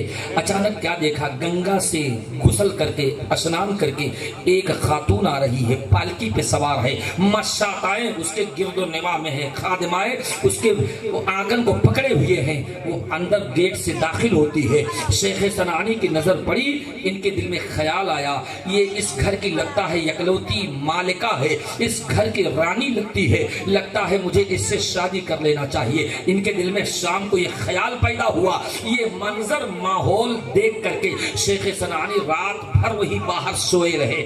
جب صبح کا سفیدی نمودار ہوئی اور سورج نے اپنا چہرہ کھولا اور سورج بلندی پر آیا اور گیٹ کے کھولنے بند کرنے والے نگہبان نے دروازہ کھولا، آنے کے بعد باہر دیکھا تو ایک مسافر لیٹا ہے۔ اس گیٹ بان نے کہا، دربان نے کہا یہاں باہر کیوں لیٹے ہو؟ یہ باہر لیٹنے کی جگہ نہیں، مسافر خانہ نہیں ہے۔ اٹھایا، بھگا دیا۔ پھر لوٹ کر کے شیخ صنعانی آئے، آنے کے بعد کہنے لگے اس گھر میں کل میں نے شام کو ایک لڑکی کو جاتے ہوئے دیکھا تھا، آخر وہ لڑکی کیا کرتی ہے؟ تو اس گیٹ بان نگہبان نے بتایا، اس دربان نے بتایا وہ لڑکی اس گھر کی یکلوتی نور نظر ہے، وہ شام کو اسنان کرنے جاتی ہے اور صبح کو اسنان کرنے گنگا جاتی ہے، رات کے اندھیرے میں وہ آتی ہے۔ یہی معاملہ بتانے کے بعد شیخ صنعانی بیٹھ گئے۔ جب 10 بجے کے آس پاس کا ٹائم ہوا، جب نماز اشراق کا ٹائم ہوتا ہے، اس لمحے میں وہ لڑکی پھر اپنے کاشانہ اور بلڈنگ سے گھر سے نکلتی ہے اور اسنان کرنے کے لیے گنگا جاتی ہے۔ ان کی نظر پھر پڑی، انہوں نے دل میں تمنا کیا کہ میں اس سے شادی کر کے رہوں گا، کچھ بھی ہو جائے۔ یہی معاملہ دل میں تمنا لیے بیٹھے رہے۔ جب لوٹ کر کے وہ لڑکی واپس پلٹ کے اپنے گھر آتی ہے شام کے وقت، تو نگہبان سے انہوں نے کہا آخر اس کا باپ کہاں ہے؟ میں اس لڑکی سے نکاح کرنا چاہتا ہوں۔ نگہبان نے کہا اس کی لڑکی سے نکاح تمہارا نہیں ہو سکتا، اس لیے کہ یہ عیسائی لڑکی ہے، یہ عیسیٰ مسیح کا ماننے والی ہے اور تم مسلمان ہو، تمہارا نکاح محال ہے، دشوار ہے، تم نکاح نہیں کر سکتے ہو۔ تو شیخ صنعانی نے کہا مجھے اس کے باپ سے ملاقات کرنی ہے۔ شام کے وقت ملاقات کی اجازت ملی۔ شیخ صنعانی اس لڑکی کے باپ کے پاس گئے، جانے کے بعد کہا وہ لڑکی تمہاری ہے، میں اس سے نکاح کرنا چاہتا ہوں۔ تو باپ نے کہا ٹھیک ہے، بیٹی سے مجھے اجازت لینی ہے۔ بیٹی جب اندر آئی تو باپ نے جا کر بیٹی سے کہا ایک مسافر ہے تم سے نکاح کرنا چاہتا ہے، کیا تم اس کی اجازت دے رہی ہو؟ لیکن وہ لڑکا مسلمان ہے، وہ چہرے پہ داڑھی رکھے ہوئے ہے، کلمہ پڑھنے والا، اسلام کا ماننے والا مسلمان ہے۔ تو اس لڑکی نے کہا بابا میں شادی تو کر لوں گی لیکن میری 3 شرطیں۔ کتنی شرطیں؟ پہلی شرط تو یہ ہے کہ 40 دن تک اسے مسلسل شراب پینا ہوگا۔ دوسری شرط یہ ہے کہ اسے خنزیر چرانا ہوگا، اور تیسری شرط یہ ہے شادی کے بعد اس کو میرے مذہب میں رہنا ہوگا۔ یہ 3 شرطیں بتانے کے بعد بیٹی نے کہا میں تیار ہوں۔ اب شیخ سنعانی کو نگہبان نے بلایا، بلانے کے بعد کہا میری بیٹی تیار ہے، اگر تم نکاح کرنا چاہتے ہو تمہیں 3 شرطیں پوری کرنی پڑیں گی۔ 40 دن تمہیں مسلسل شراب پینا پڑے گا، اور تمہیں خنزیر جنگلوں میں چرانا پڑے گا، اور شادی کے بعد تمہیں مذہب اسلام کو تبدیل کرنا پڑے گا۔ شیخ سنعانی نے کہا کچھ بھی کرنا پڑے منظور ہے، لیکن میں شادی کر کے رہوں گا۔ لیکن یہ شادی کا پرمان لینے کے بعد شیخ سنعانی نے کہا ٹھیک ہے، لیکن اللہ کے ولی نے اپنی زبان سے کہہ دیا تھا جاؤ میرا قدم تمہارے گائے گا۔ قسمت کے تقدیر میں جو مقدر ہے اسے بھی اللہ بدل دیتا ہے، لیکن تقدیریں 2 قسم کی ہیں۔ ایک تقدیر وہ ہے جو بدلتی نہیں ہے، ایک تقدیر وہ ہے جو بدل جاتی ہے دعاؤں سے۔ اللہ کے ولی جو کہہ دے تو اللہ اسے بدل دیتا ہے۔ اب وہ شیخ سنعانی نے خنزیر کو لیا اور جنگل کی طرف چلے، شراب پیتے پیتے جنگل پہنچے، جنگل میں چلاتے رہے، تقریباً 21 دن گزر گیا، اور ان خنزیر میں کچھ خنزیر مونس جو تھے وہ حاملہ تھے، انہوں نے کچھ دنوں کے بعد بچہ دیا۔ اور جب ان جنگلوں میں خنزیر نے بچہ دیا، اب وہ بچہ جنگلوں میں چراتے رہے۔ اب وہ بچہ جب تھوڑا بڑا ہوا، چل بھی نہیں سکتا تھا، تو اس ساتھ میں رہنے والے لوگوں نے کہا اے شیخ یہ بچہ زمین پہ چل نہیں پا رہا ہے تو اس کو گود میں اٹھا لو، اس لیے کہ بہت سارے بچے ہیں، اس میں کچھ بڑے کچھ چھوٹے ہیں، تو جو چلنے کے قابل نہیں ہے ان کو گود میں لے لو۔ شیخ سنعانی نے کہا ہاں بات تمہاری پتے کی ہے۔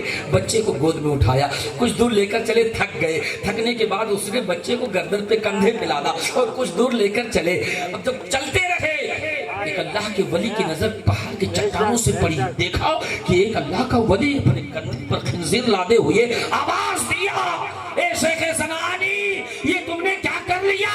میرے کندھے پر خنزیر کا قدم ہے، میں نے غوث کے زمانی سنا تھا اگر تیرے کندھے پر میرا قدم نہیں تو جا تیرے کندھے پر خنزیر کا قدم ہوگا۔ غوث کی دعا اللہ نے قبول کر لیا۔ شیخ سنعانی نے جب یہ بات سنی خنزیر کے بچے کو پھینکا، دوڑ کے غوث کی بارگاہ میں آئے، قدموں پہ گرے، کہا سرکار معاف کر۔ یہ ہے ولی، زبان سے بات نکل گئی تو اللہ اسے قبول کر لیتا ہے۔ ایک واقعہ اور سنو کہ سلام پڑھ لیا جائے، سلام پڑھ لیا جائے، سنا دیں۔ غوث اعظم دستگیر، بڑے پیر بھی کہا جاتا ہے، روشن ضمیر بھی کہا جاتا ہے۔ آپ بہت سنتے ہیں، دریائے دولہا کا نام آپ نے سنا ہی ہوگا۔ یہ دریائے دولہا پہلی بار ہم نے سنا، دریائی دولہا، سمندری دولہا، جنگلی دولہا، آبادی والا دولہا۔ آبادی کے دولہے تو سب ہیں، لیکن دریائی دولہا، یہ دریائی دولہا بتا رہا ہے کچھ تو اس کے اندر کمال چھپا ہے کہ غوث اعظم نے وہ کشتی نکالی تھی، اسی کی نسل کی اولاد سے یہ دریائی دولہا کہلایا۔ یہ غوث اعظم کے کمالات چھپنے والے نہیں ہیں۔ بغداد میں جاؤ، غوث اعظم کا جلوہ دیکھو۔ غوث اعظم کا جلوہ دیکھنا ہے تمہیں بغداد عراق جانا پڑے گا۔ امام شافعی رضی اللہ تعالی عنہ کے بازار پہ غوث اعظم جایا کرتے تھے، اور جانے کے بعد وہاں سے فیض حاصل کیا کرتے تھے۔ غوث اعظم مدرسے میں بھی رہتے تھے تو بچوں کو ولی بناتے تھے، کیونکہ جیسا استاذ ہوگا ویسے، جیسا باوڑی میں پانی ہوگا ویسے نالی میں آئے گا۔ زمزم کا کنواں ہے تو نالی میں بھی زمزم کا پانی ہے۔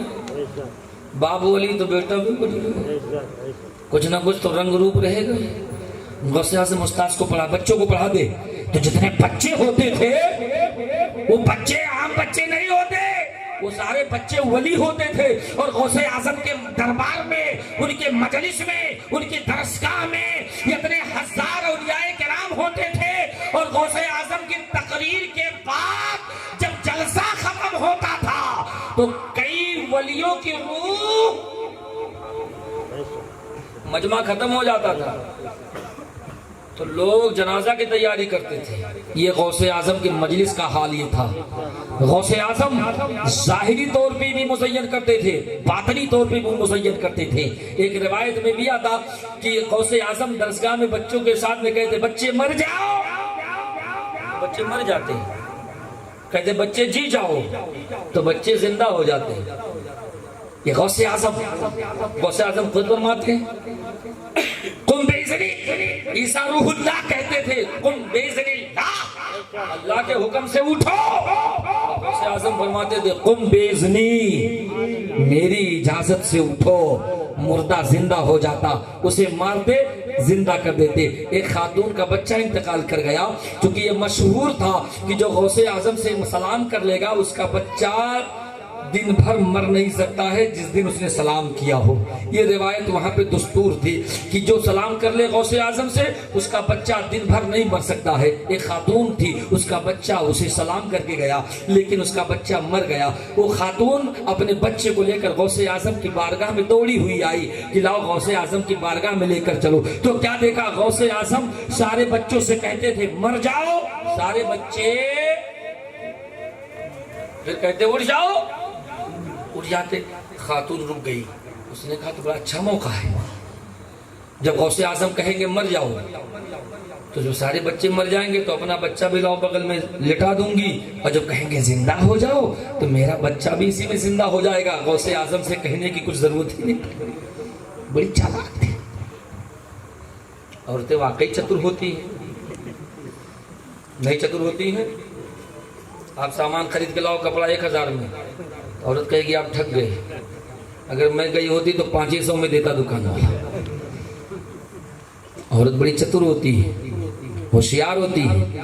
اللہ نے ہوشیاری اگر نہ دی ہے تو پورا گھر کا نظام کیسے چلاتی ہے. آپ دن بھر گھر سے باہر رہتے ہو, پورا گھر کا نظام سر پہ اتنا بوجھ ہے, پھر بھی دماغ کنٹرول میں ہے. آپ کے سر پہ ایک کام آ جاتا ہے, آپ کا دماغ گھر پہ چلا جاتا ہے. لیکن عورت کے سر پہ اتنا کام ہے پھر بھی دماغ کنٹرول میں. کیوں؟ اللہ نے نرم ہڈی سے پیدا کیا, صبر والی ہڈی سے پیدا کیا, شکر والی ہڈی سے پیدا کیا. لڑکی کو دیکھو, عورت کو دیکھو, ہمیشہ وہ شکر ادا کرتی, ہمیشہ صبر کرتی ہے. عورت سے بڑا کوئی شاکر نہیں, عورت سے بھی زیادہ کوئی صبر کرنے والا, لیکن عورت سے بھی بڑا ہوشیار کوئی نہیں. خاتون بچہ لے کر آئی, موقع میں تلاش میں تھی. غوث اعظم مسکرا رہے ہیں, خاتون بڑی ہوشیاری سے آئی بچہ لے کر. بچوں سے کہا مر جاؤ, بچے مر گئے. جلدی سے اپنے بچے کو بغل میں لٹا دیا. غوث اعظم نے فرمایا بچے زندہ ہو جاؤ. سارے بچے اٹھ کے بیٹھ گئے, اس خاتون کا بچہ مرا رہا. خاتون سوچنے لگی سارے بچے اٹھ گئے, میرا بچہ نہیں اٹھا, آخر کیوں؟ پھر غوث اعظم نے دوبارہ فرمایا مر جاؤ, سب اٹھ گئے. پھر کہا زندہ ہو جاؤ, سب زندہ ہو گئے. پھر اس کا بچہ زندہ نہیں ہوا. خاتون دہاڑے مار کر رونے لگی, کہا سرکار بڑے پیر روشن ضمیر, یہ سارے بچے دیکھ رہی ہوں مر جاتے ہیں, زندہ ہو جاتے ہیں, میرا بچہ زندہ کیوں نہیں ہوا؟ غوث اعظم نے فرمایا تیرا بچہ میرے کہنے سے نہیں مرا ہے, وہ بچے زندہ ہوں گے جو میرے کہنے سے مرے ہیں, جو کہنے سے مرے ہیں وہ زندہ ہوں گے. غوث اعظم نے ارشاد فرمایا اگر تیرا بچہ میرے کہنے سے مرا ہوتا تو میرے کہنے سے زندہ ہوتا. اس خاتون نے کہا سرکار رحم کرے, اگرچہ آپ کے کہنے سے نہیں مرا ہے تو آپ کی نظر کرپا مہربانی کی نظر ہو جائے تو یہ میرا اکلوتے کا چراغ جل جائے. غوث اعظم کی بارگاہ میں منت و سماجت کیا. بڑے پیر دستگیر نے آسمان کی طرف نظر ڈالی, اس کے بعد میں ہاتھوں کا اشارہ کیا, اس کا بچہ اٹھ کر کے بیٹھ گیا. یہ ہے غوث کی طاقت جو کسی کے اندر تمام چیزوں کو دیکھنے کے بعد غوث اعظم جو فیصلہ لیتے ہیں, غوث اعظم جو فرماتے ہیں وہی انسان کی زندگی کا طریقہ بن جاتا ہے. غوث اعظم وہ ہیں جنہوں نے حق و صداقت کا پرچم گاڑا تھا تو آج پوری دنیا ان کا نام لے رہی ہے, ندی اس پار بھی لے رہی ہے, سرحد اس پار بھی لے رہی ہے. پڑھنے کے زمانے میں ڈاکوؤں نے کلمہ پڑھا تھا, آپ کو تاریخ یاد ہوگی. واقعہ بتانا مقصد نہیں ہے, غوث اعظم کی سچائی یہ ہے. بھی ہماری کنپٹی پر کوئی بندوق تان دے اور کہے چلو اپنے جیب سے سب نکالو, جتنا مال و منال رکھے ہو, موبائل رکھے ہو, آئی فون نکالو, ڈگمگا جائے گا. آپ اس سے کہہ سکتے ہیں جو کچھ لینا لے لو، جب مجھے موت میری تقدیر میں لکھی ہوگی تبھی میں مروں گا. تمہارے بندوق کے ٹھوکروں پر میری موت نہیں لکھی ہے. اللہ فرماتا ہے، نبی کی حدیث پاک ہے، ما من نسمۃ کائنۃ الا وہی کائنہ. جب میری مرنے کا وقت مقدر جس ٹائم ہوگا تبھی میں مروں گا، اس سے پہلے میری موت کوئی لے نہیں سکتا. اس سے پہلے کوئی مر سکتا ہے؟ انسان ڈوب کر کے بھی آپ نے دیکھا ہوگا، احمد آباد میں پلین کریش ہو گیا تھا، سب بچ گئے. ایک آدمی کود گیا، بچا کہ نہیں بچا؟ بچا نا. ایک اور لڑکی بھی تھی، وہ ٹرافک میں پھنس گئی. یہ من جانب اللہ ہے، ٹرافک میں پھنس جانا اللہ کی طرف سے ہے. جب موت مقدر ہے تو موت اسے کھینچ کر لے کر جائے گی، اور مقدر نہیں ہے تو لوگ مارنے کے بعد بھی اسے موت نہیں دے سکتے ہیں. اس لیے اپنی ایمان کے تجربے میں دیکھو، ایمان کی روشنی میں دیکھو، سچ بولو. سچ کی برکت یہ ہے کہ اللہ تعالیٰ تمہارے رزق میں بھی اضافہ کرے گا، تمہارے چہرے کو بھی منور کرے گا، اور تمہارے سچ کی جیت کو بھی اللہ ظاہر کرے گا. اس لیے کہ حدیث میں ہے، نبی ارشاد فرماتے ہیں، الصدق یہدی الی البر والبر یہدی الی الجنہ. سچ تمہیں نیکی کی طرف لے جاتی ہے اور نیکی تمہیں جنت کی طرف لے کر جائے گی. اس لیے سچ بولو، جھوٹ. ان کی اماں نے وصیت کیا تھا، بیٹا جھوٹ کبھی نہیں بولنا، سچ بولنا. بچے من کے بدھی ہوتے ہیں. کہا ٹھیک ہے اماں، جو آپ کہو صحیح ہے، میں دل میں چھپا کے رکھ لیتا ہوں، میں کبھی جھوٹ نہیں بولوں گا. ڈاکو مل گئے، کہا تمہارے پاس کچھ ہے؟ تو غوث اعظم نے کہا ہاں ہاں ہے، 40 اشرفی ہے، اماں نے یہاں سلا ہے. ڈاکو کہنے لگے بڑا عجیب بچہ ہے، مذاق کرتا ہے ڈاکو سے. چلا گیا. دوسرا ڈاکو آیا، کہا او شیرخوار بچے تمہارے پاس بھی کچھ ہے؟ غوث اعظم نے کہا ہاں، ہندی سبونا دینار میرے پاس 40 دینار ہیں، اربعون دینار 40 دینار ہیں. اماں نے یہاں اندر صدری کے اندر سلا ہے. ڈاکو نے کہا عجیب بچہ ہے، بتاؤ مذاق کرتا ہے، ہم ڈاکو سے مذاق. وہ بھی چلا گیا، بچہ سمجھ کے چھوڑ دیا. آتے گئے، پوچھتے گئے، بتاتے گئے. جب سب وہاں جمع ہوئے تو سب نے کہا آج بڑا مال ہم لوگوں نے لوٹا ہے، بڑی قیمتی قیمتی جواہرات، وہ بھی بغداد کے جواہرات بہت قیمتی. لیکن ایک بات سمجھ میں نہ آئی، ایک بچے کے پاس گیا تو وہ مذاق کر رہا تھا مجھ سے. دوسرے نے کہا ہم سے بھی مذاق کر رہا تھا، تیسرے نے کہا ہم سے بھی مذاق کر رہا تھا.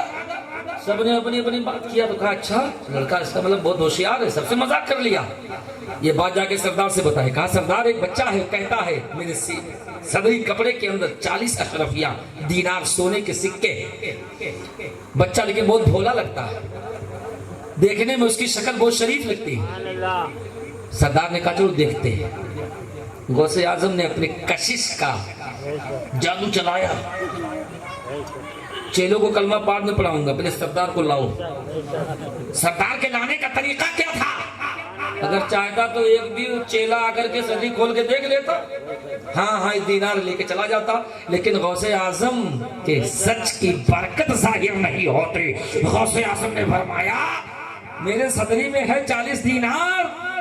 سب لوگ جا کے سردار کو بولے. سردار کے دل میں امنگ پیدا ہوئی، سردار کے دل میں کشش پیدا ہوئی. چلو اس بچے کو دیکھتے ہیں جو مذاق کرتا ہے، چلو ہم دیکھتے ہیں ہم سے مذاق کرے گا. تو سردار آیا، آنے کے بعد کہا او بیٹا تمہارے پاس بھی کچھ ہے؟ غوث اعظم نے فرمایا کتنی بار بولوں ہے، 40 اشرفیاں سونے کے چمچماتے سکے ہیں صدری کے اندر. سردار نے کہا اچھا لاؤ صدری کھولو.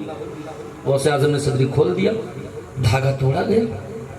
دیکھا سردار تعجب میں ہو گیا. کہا بیٹا لوگ ڈاکوؤں سے چوروں سے اپنے مال کو بچاتے ہیں، آخر تم نے بچایا کیوں نہیں؟ غوث اعظم نے کہا مجھے بال بچانے کی ضرورت نہیں تھی، مجھے اماں کی زبان بچانے کی ضرورت تھی. اماں نے کہا تھا جھوٹ نہیں بولنا، میں اماں کی زبان بچاؤں کہ 40 دینار بچاؤں. دینار تو دوبارہ میں کما لوں گا، اماں کی زبان دوبارہ نہیں کما سکتا، اس لیے اماں نے کہا تھا، وصیت کیا تھا، اس لیے میں جھوٹ نہیں بولا۔ غوث اعظم کی بات سن کر کے ان ڈاکو کے سردار نے کہا، اچھا تمہاری اماں کی بات پہ تم اتنا عمل کرتے ہو؟ ایک ہم اللہ کے بندے ہیں کہ ہم روز اللہ کے حکم کے معاملہ ہم روز کرتے ہیں، روز ڈاکہ ڈالتے ہیں، چوری کرتے ہیں، روز خدا کی نافرمانی کرتے ہیں، ہم کتنے بڑے گنہگار ہیں۔ ڈاکو نے کہا کہ جس ماں کے نقش قدم پہ تم چل کر کے اتنے بڑے اللہ کے ولی بنے ہو، اے غوث اعظم مجھے بھی کلمہ پڑھاؤ، میں بھی ہم تمہارے ساتھ ہیں۔ کلمہ پڑھ کے دامن اسلام میں داخلہ لیا تو تمام ڈاکوؤں نے کہا، سردار جب آپ کلمہ پڑھ کر مسلمان ہو گئے ہو تو ہم لوگ کیا کریں گے؟ آپ جب ڈاکو میں ہمارے سردار تھے تو کلمہ پڑھنے میں بھی آپ میرے سردار رہو گے۔ سارے لوگوں نے مل کر کے کلمہ پڑھا۔ غوث اعظم کی سچائی کو دیکھ کر کے، یہ ہوتے ہیں غوث جو اپنے سچائی کی بنیاد پر لوگوں کے دلوں کو پھیر دیا کرتے ہیں۔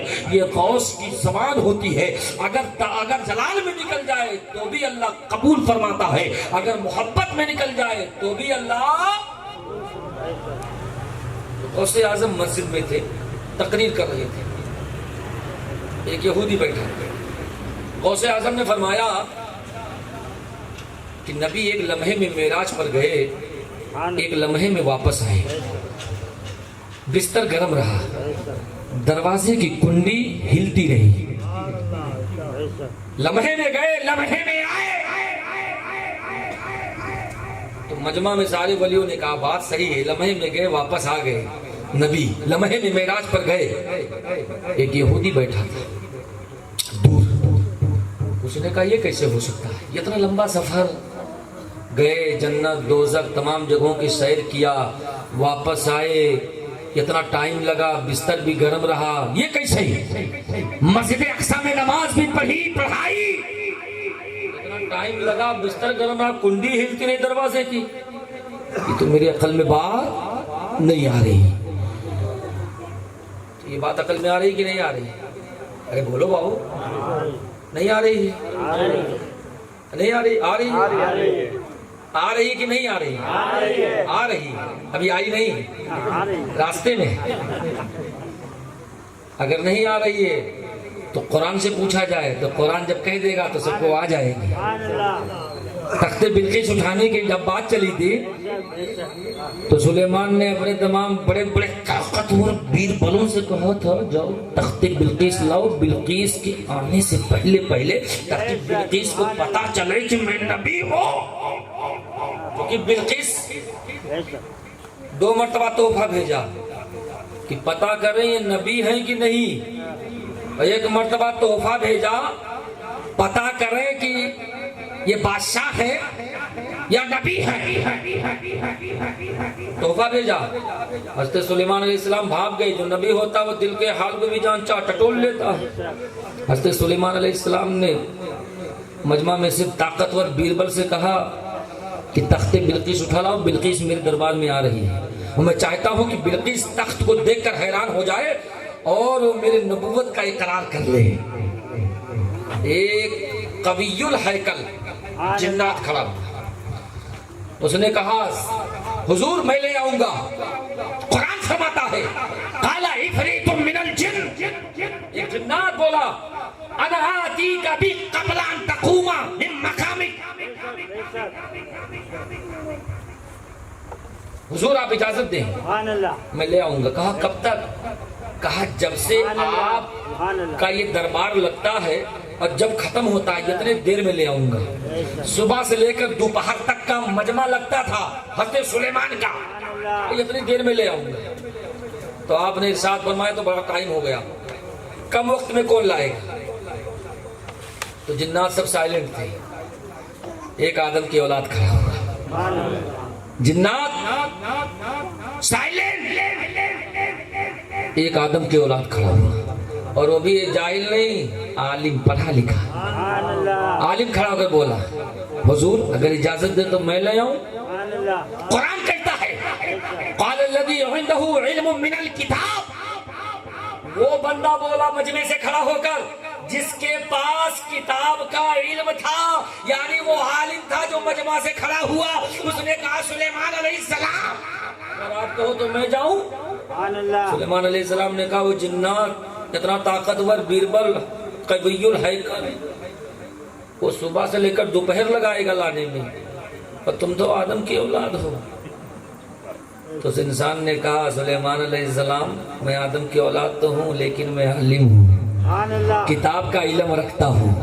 سلیمان علیہ السلام بولو اگر آپ حکم دو تو میں لے آؤں۔ سلیمان بولے کتنے دیر میں لاؤ گے؟ تو عالم آدمی نے کہا اے سلیمان علیہ السلام اناتی کا قبل ان یرتد الیک طرفک، یہ قرآن کی آیت کریمہ ہے۔ عالم دین نے کہا سلیمان ہم تمہارے پاس تخت بلقیس لے آئیں گے پلک جھپکنے تک میں، جنات لائے گا صبح سے دوپہر تک میں۔ عالم کہہ رہا ہے میں لاؤں گا پلک جھپکنے میں۔ سلیمان تم پلک جھپکو تخت بلقیس تمہارے سامنے ہو۔ اب بتاؤ کہاں شہر سبا، کہاں سلیمان علیہ السلام؟ مہینے بھر کا راستہ ہے، اگر گھوڑے کے رہے سے جاؤں تو مہینے بھر کا راستہ، اور ایک لمحے میں عالم لایا تخت پہنچا دیا۔ یہ قرآن بیان کرتا ہے، قرآن کہتا ہے، قرآن تخت اٹھایا۔ اب بتاؤ اتنا بھاری تخت تھا کہ آج کے زمانے میں اگر 20-25 JCB لگا کر اٹھاتے تو بھی نہیں اٹھ پاتا، اتنا بھاری۔ اور اکیلے وہ لایا کیسے؟ ایک تو جلدی لایا اور اتنا بھاری بوجھ اٹھایا، اٹھا کے لا کے پہنچایا۔ یہ اس کی طاقت، یہ اس کے کرامت کا اعلان ہے۔ اب قرآن کہتا ہے لمحے میں گیا، لمحے میں پہنچایا۔